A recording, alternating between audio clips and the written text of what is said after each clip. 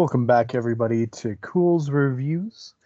Today we're checking out a sort of recent documentary, one I know we've attempted to touch up on before, but it's always not available when we're trying to look for it, and just kind of lucked into finding it available to us today. So we are checking out BBC's documentary, The Real T.rex. Came out in 2018. Sam, first time watching this one? Correct. This is my first time watching this one for sure. Yeah, it's definitely not my first time. I remember there was a big craze, just media craze around the time that this one was coming out because it was like the real T-Rex, what it really looked like, and so a lot of news outlets were covering it, and it definitely got a showing here on national TV, I think, and then of course you could watch it on like BBC and stuff like that. But I haven't been able to watch it in a while, and it's kind of neat to touch up on it again. See some locations that I've been to since this one's come out, which is kind of cool. Sam, anything I guess just kind of off the bat that you want to talk about with this one?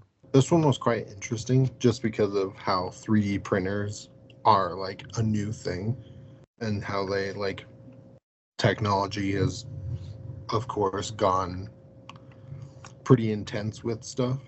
They were able to actually mold the brain, which was more like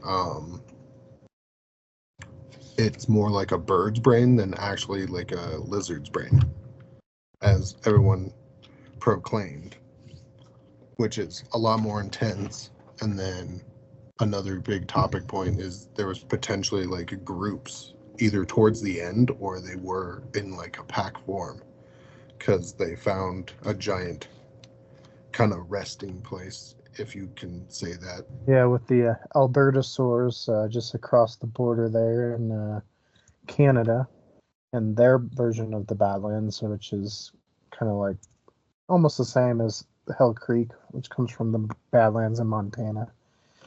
But yeah, they found a pretty decent age variance with different individuals up there with the Albertosaurs. So definitely gives us a good look at maybe what Tyrannosaurs were like. Like you said, the brain part was really fascinating.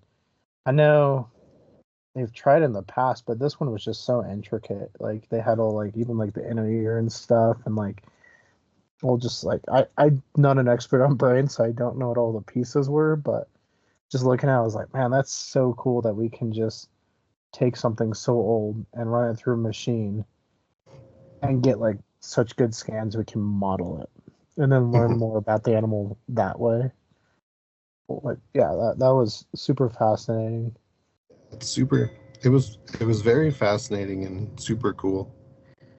There's a lot of information into it. Yeah, it's really cool, and it's also kind of interesting because we've previously covered the Ultimate Guide to T-Rex, which was made in the 90s. I think, let me hold on, let me fact check myself. It says 1996 for Ultimate Guide to T-Rex. VHS copy. But it's kind of neat that even though some science has progressed, some of it is still pretty similar to what we would have grown up with. Because I'm pretty sure they did the alligator stuff in that one as well for like the bite forces and stuff. So it was just kind of neat that even though science has progressed so much, then we're getting like 3D modeled brains, and now we can maybe hear some of the frequencies that T-Rex would have. Uh, we're still doing things like we grew up seeing, with going wrangling up an alligator and testing its bite force, and then putting it in a machine, and then of course now they have like these giant compressors and stuff, and they can put like a T-Rex tooth on it or a modeled T-Rex tooth on it, and just like go through a bone. What do you think of that part where they were just crushing bones with T-Rex bite strengths? I thought it was pretty interesting. Definitely not sure how accurate it potentially could be, but it was definitely really good. Test wise, it probably got better once they just did the tooth. But you could see it went just right through the bone, and I think more recent studies have actually upped the bite force strength, so it would have had even more. I know, like, for me, watching this, what was cool was the section when they go to Glen Rose, Texas, for Dinosaur Valley State Park, because that's something I've wandered to, and I've seen the tracks. Granted, they must have been on a much nicer day, because when I was there, it was really, really hot, and it was 100% humidity, and I think it was like 106 that day. So it was really cool to see, but it wasn't the funnest place to be at the time. But yeah, they have the I forget what year, something in the 60s World Fair, like Conoco dinosaurs with the T-Rex and the Brontosaurus, in the field right when you enter, right before you go to like the gift shop and kind of visitor center. So that was kind of cool, because I'm like, oh, I've been there, and it's kind of this super iconic, just like T-Rex model to see, and it's a real kind of cool, just counter look at that versus where we were when this came out, as far as what we thought Tyrannosaurus looked like. It's still really cool though. Yeah, I wish we could have seen video. it like moved, like those models. I definitely, we gotta get back out there. Glen Rose ain't too far. Actually, I think it was like a 15-hour drive to Dallas, and I think Glen Rose was like another hour or two outside there. But yeah, no, we'll get out that way at some point again here soon, do some better filming, and that would be cool. I also, speaking, you brought up the Albertosaurus stuff, and Phil Curry has made another appearance. I think he's made at least a couple in previous documentaries. I know Ultimate Guide to T-Rex. Growing up, he was kind of like the T-Rex guy. Mm-hmm. So it was cool to still see him going and walking around exploring. It looked like they were tagging for fossils. Like, you walk around and see something and then put a flag down and tag it. So I would love to get up to the Royal Terrell Museum at some point and hopefully be able to talk to him, because I think that'd be cool to meet him and kind of pick his brain.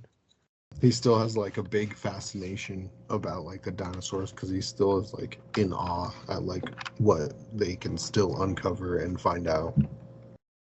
Yeah, which is pretty cool. Yeah, well, and that's something right at the beginning when was Chris Packham, our host, but when he was like, we can bridge the gap between 66 million years. It's kind of a cool thought, you know. I mean, I've held fossils, I've been on digs, but when you think of it that way, you're like, oh, it's kind of cool. Like, you're going almost time traveling in a way.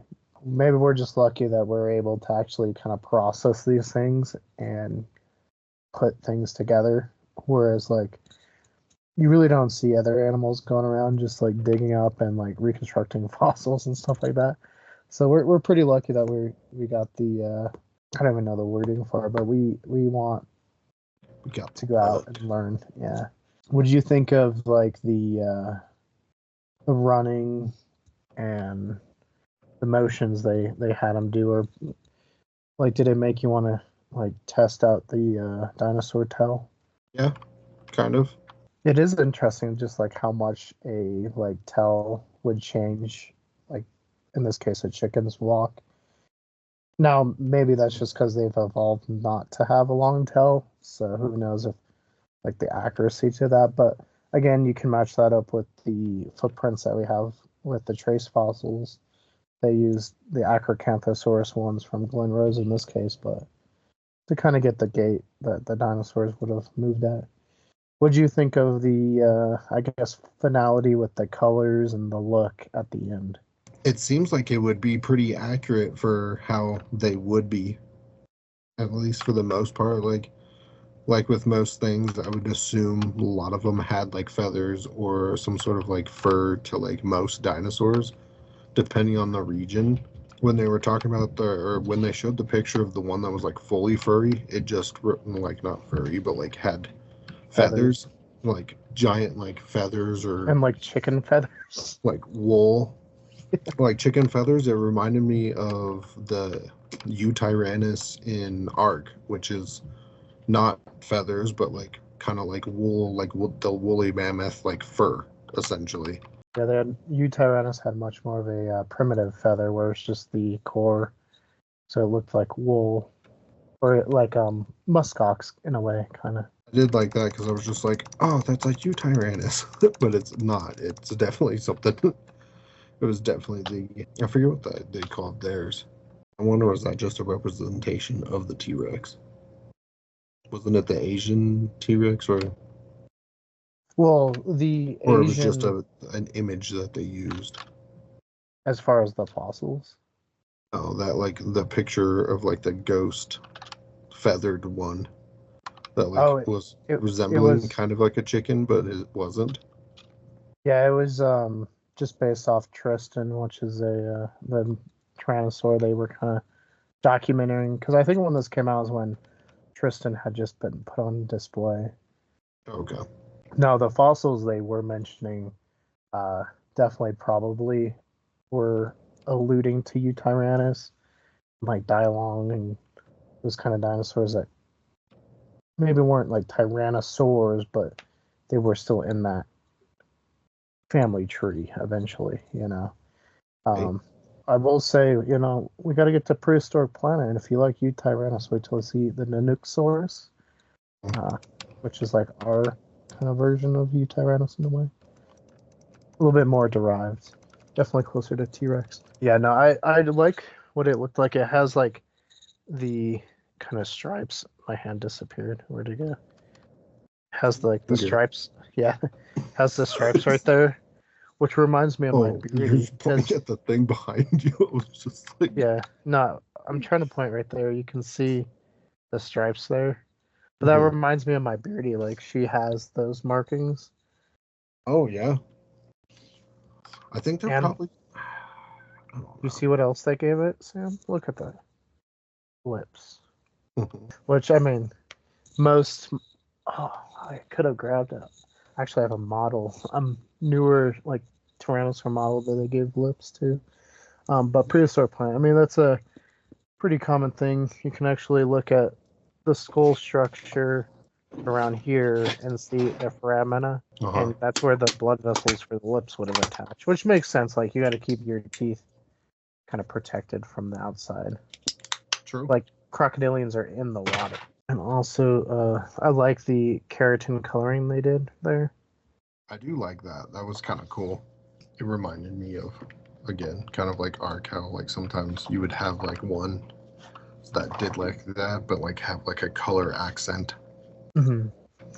Which makes sense. Like on the skull structure, or the structure of the skull here was had more rugosity, which probably meant that keratin sheaths or some type of keratin would have been there as a display structure, so it'd probably been brightly colored. Also, I tried to do it from the front, but from the front, it looks like they gave the transfer a bird-like eye.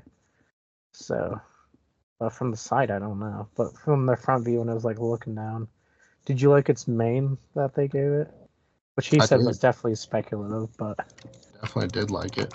I think it still holds up decently well. I think the big thing with this one that's kind of cool is it just shows like I mean we know Tyrannosaur is a pretty pretty perfect predator, but I think it just like kind of hammers that in because I mean it's got a killer bite, it's got great eyesight, great hearing, great smell, pretty fascinating. Lots of real birds too. Get up close with a lot of different birds in this one, which is really cool. Yeah. They use like small featherless birds to kind of like figure out their movement, and then saw like the way it would go about things with like some of the larger ones like ostriches and like emus as well. Well, I don't think they mentioned emus, but they definitely or emus, but they definitely showed ostriches. But that's another like flightless bird. Yeah, and they use them because from the footprints you could see that instead of like going forward, they would pull their legs back like a bird, Hmm. which you know makes sense. And there was a cassowary, not alive, but I love cassowaries. They talked about emus, and I was like, oh yeah, Sam, we got to do that emu war video at some point. We do, because that's such a funny thing. It's like they declared war and lost. Well, Sam, kind of like final thoughts or any other things you want to discuss with this one? No, not really. Because, I mean, through time, we'll probably uncover more or figure out more as well. So who knows what is next to come and like how things play out and how it like what we find. But other than that, like that stuff was pretty sweet. It Yeah, was definitely a no, good documentary. yeah. Now, like you said, well, that's the kind of the fun thing with science is we're always learning and updating what we know. It's kind of like Spinosaurus kind of gets joked on because it's always changing its shape, but in reality, we're just like filling in what we don't know about it. Mhm. Uh, so And what yeah, I we mean, find it like what is uncovered yeah, when it gets uncovered because that one's kind of elucid for the most part. I mean, I think they have a decent skeleton before it was blown up, or was it just? I mean, they had a kind of okay skeleton as far as what Stromer had. I mean, they definitely had a decent chunk of like the cell. They had a lower portion of the jaw, but a lot of it was kind of missing. No tail, no hind limb. So for a while, that's why I got like the Allosaur face, which doesn't make sense because its lower jaw looks nothing like an Allosaurus. But once we had Baryonyx and then Suchomimus, they're like, oh, it looks more like that. And so that's where in the early 2000s you got more of a Baryonyx looking Spinosaurus. But like Tyrannosaurus, we don't have a ton of them, but I think now we have what 25, 30 ish. I'm trying to think how many good ones we have now. But I think in the documentary they said 25, but I know we have more since then. But And we'll not probably, hopefully, find more. If it was preserved. Like many things, you never know what has been preserved, what hasn't been, and what still can potentially be uncovered. That will yeah, rock and shift and change how what we currently know and what we could potentially know. yeah, which is something I gotta get to here soon because there was a kind of recent kind of article about a new maybe giant tyrannosaur they found, nicknamed Goliath, which was either slightly bigger than Sue or maybe a ton and a half more than Sue, which is massive. I mean, because Sue is huge. So we'll talk about that at some point. We still got the Tamaraptor paper that we got to talk about. And like Sam said, who knows? With future documentaries, there is one that we will be covering here shortly. We just got to make it down to our museum and go at a day that we can get general admissions and then go to the theater. Because when it was just IMAX, when IMAX owned our theater, you could just go see it. But now that it's not owned by IMAX, made it harder. But it's also that one's kind of cool because it ties in with another Tyrannosaur discovery with the teenage Tyrannosaur that's on display being worked on in our museum. So that's one we'll kind of record throughout their process of cleaning it and prepping it, and at some point make a proper video for you guys. So, but Sam, what is your rating and recommendation for this one? My rating for this one is I would definitely give it a 9 out of 10, and I would absolutely recommend it because it is very informative and fascinating and can uncover a lot of it has a lot of like history to it. So I would give it a 9 out of 10 and would recommend it. Yeah, I'd say there's definitely some things and some design choices maybe not perfect, but I'd say probably 9 out of 10. There's a lot of cool stuff in here and maybe some nostalgia, just seeing places I've been. The Glen Rose portions and some good just science and at the time things that weren't really well known and maybe even today aren't well known about Tyrannosaurus. So yeah, I definitely recommend it. We'll give it a 9 as well. And yeah, we'll be back. Lots of dinosaur stuff this year because Jurassic World's coming out here in July, as well as BBC, who made this one and made Walking with Dinosaurs, which was featured throughout here. Most of the non-Jurassic portions of this film were BBC little snippets with the T-Rex and stuff. So at some point we will cover the original 6 episodes of Walking with Dinosaurs because a new season or series or reboot or whatever it is coming out this year as well. Gonna be sweet. Yeah, so we'll be back to cover those, and then we'll do the T-Rex 3D one at our theater at some point here soon as well. So just stay tuned. But for more Culz reviews, click that link to your top of the left. For more here about dinosaurs, click that playlist to your bottom left. For more about us here just at Culz Paranormal, click that link to your top right. And don't forget to hit that like and give us a subscribe. And don't forget to switch that notification bell from personalized to all if you want to be notified on all the upcoming videos. And let us know, is there a dinosaur documentary that we haven't covered yet that you'd like us to? Tell us in the comments below.